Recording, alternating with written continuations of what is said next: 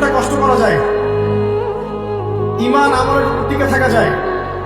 এবং টিকে থাকতে গেলে আপনি বাধা পাবেন, পরিবার থেকে বাধা পাবেন, বন্ধু মহল থেকে বাধা পাবেন, সমাজ থেকে বাধা আসবে, বড় লেভেল থেকে আসতে পারে, আপনজনরা ছেড়ে যাবে, আপনি সবার কাছে খারাপও হয়ে যেতে পারেন ঈমান আমলের উপর টিকে থাকার কারণে।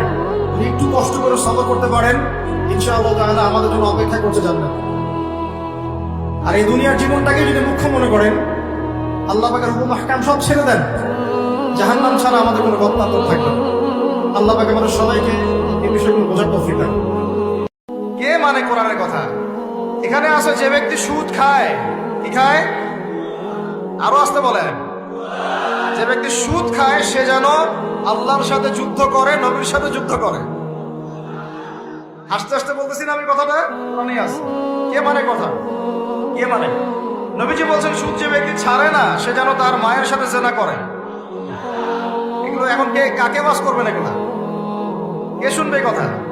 সুদি এনজিওর সয়লাভ দেশ ভরে, তারপরে এমন কোন গ্রাম নাই, এমন কোন শহর নাই, এমন কোন ব্যাংকিং সিস্টেম নাই যেখানে সুদ নাই। নবীজি বলছেন আমি সুদের সাথে সম্পৃক্ত 4 শ্রেণীর মানুষকে অভিশাপ দিয়ে গেলাম।